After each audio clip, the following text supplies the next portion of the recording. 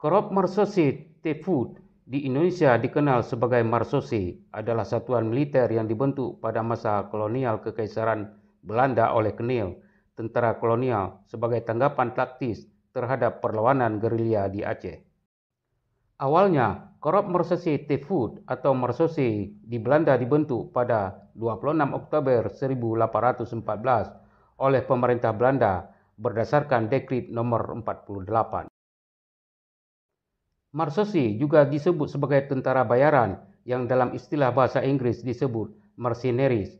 Selain itu, pasukan ini populer dengan sebutan Soldiers of Fortune yang artinya sebuah kesatuan prajurit yang disewa untuk memenangkan peperangan. Korps ini resmi diterjunkan di Aceh pada tanggal 20 April tahun 1890 untuk menangani tugas kepolisian dan jika perlu juga membantu dalam tugas kemiliteran. Marsose tidak ada ikatan dengan Koninklijke Marechaussee di Belanda. Peran Marsose di Aceh mirip dengan infanteri atau pasukan jalan kaki dengan kemampuan kontra-gerilya yang merupakan cara yang paling cocok untuk melawan gerilyawan Aceh. Marsose ditugaskan di Hindia Belanda antara lain dalam pertempuran melawan Sisingamangaraja 12 di Sumatera Utara yang pada tahun 1907 berhasil mengalahkan dan menewaskan Sisingamangaraja 12. Pada Perang Aceh, Marsose dapat menguasai pegunungan dan hutan rimba raya di Aceh untuk mencari dan mengejar gerilyawan Aceh.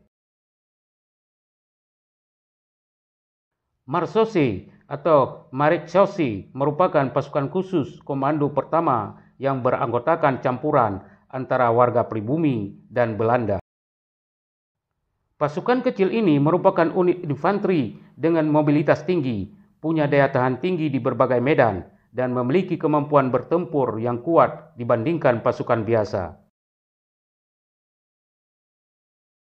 Marsose dikenal sebagai pasukan kecil dengan daya gempur yang dahsyat terhadap pertahanan lawan. Marsose yang secara resmi disebut Korps Marechaussee Teefut.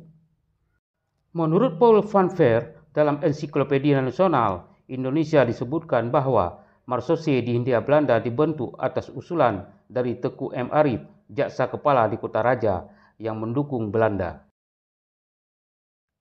Saat itu, dia memberi nasihat kepada gubernur militer Belanda di Aceh, Jenderal Van Tens, untuk membentuk sebuah unit-unit tempur kecil infanteri anti-gerilya yang memiliki mobilitas tinggi.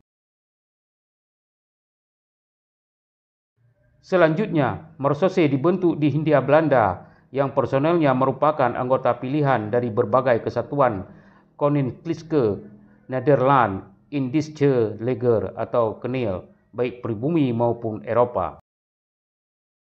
Banyak warga pribumi dengan kemahiran dalam pertarungan menjadi anggota Marsose karena mereka lebih familiar dengan iklim tropis. Pembentukan pertama, korps ini terdiri dari divisi yang berbagi dalam 12 brigade yang masing-masing terdiri dari 20 orang serdadu Ambon dan Jawa di bawah pimpinan seorang sersan Eropa dan seorang kopral Indonesia. Pasukan ini beraksi menggunakan senapan dengan ukuran yang lebih pendek dari senapan biasa atau karaben dan tidak tergantung angkutan militer serta biasa berjalan kaki.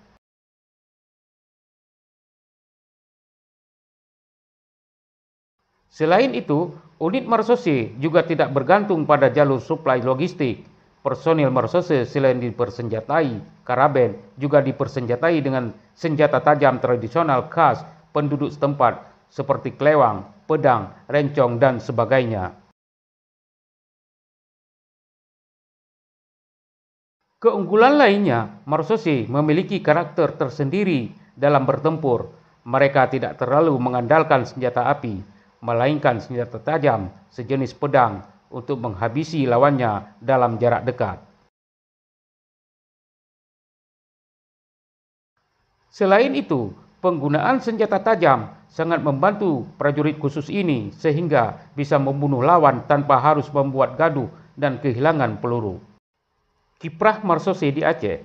Marsose memulai kiprahnya di Hindia Belanda atau Nusantara dengan terjun di bumi Serambi Mekah pada tahun 1890 Salah satu unit marsose yang diterjunkan di Aceh dikenal dengan nama Kolone Macan. Kolone Macan adalah unit khusus yang dibentuk untuk memadamkan perlawanan para pejuang Aceh. Pasukan khusus ini berhasil memukul mundur pejuang Aceh dan sempat menangkap salah satu panglima Aceh, Teku Umar, yang kemudian mati syahid.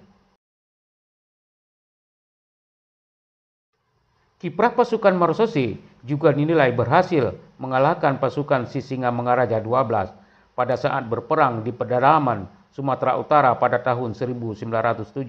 Pasukan ini dipimpin Letkol WBJA Skipen dan Hans Christoffel yang juga telah berhasil dalam menjalankan tugasnya di Aceh. Hans Christoffel adalah orang yang memimpin pengejaran terhadap Sisingamangaraja 12 dengan bantuan prajurit Belanda dari Senegal yang sangat ahli berburu.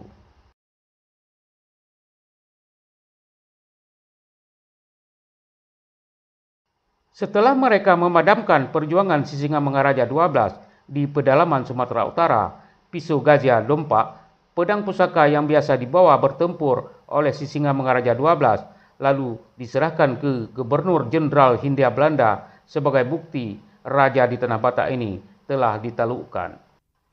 Pada tahun 1930, pasukan marsose di Indonesia resmi dibubarkan. Setelah bubar, tak diketahui jelas kemana para pasukan ini menyebar. Tapi yang pasti mereka benar-benar telah memberikan sejarah kelam dalam dunia militer di Nusantara. Ceritanya mengenai marsose ini juga mulai redup setelah kedatangan tentara Dai Nippon di Indonesia. Kemudian, tradisi pasukan khusus Belanda di Indonesia dihidupkan kembali oleh putra Letkol WBJA Skiven, yakni Kapten W.J. Skiven, ketika tentara Belanda mendarat pada tahun 1945.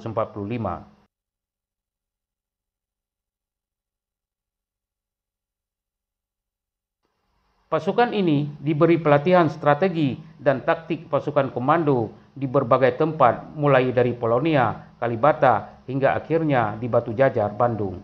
Lalu pada 20 Juli 1446, Komandan DST diserah terimakan kepada Westerling.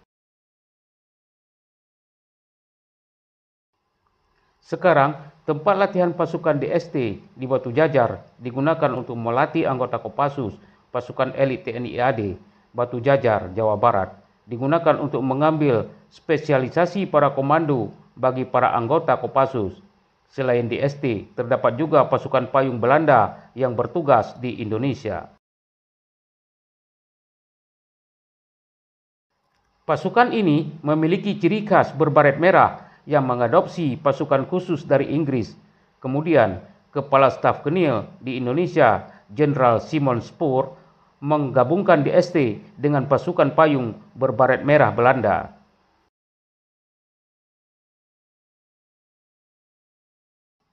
Spoor menggabungkan konsep komando dan para bagi pasukan ini dengan nama Korps Spesialis Truppen atau KST. Pada 1 Mei 1947, Jenderal Spoor melantik pasukan gabungan ini. Salah satu anggotanya adalah Rokus Bernardus Fischer atau Muhammad Ijon Janbi, yang kemudian menjadi pelatih sekaligus komandan pasukan khusus TNI Angkatan Darat yang merupakan cikal bakal Komando Pasukan Khusus atau Kopassus.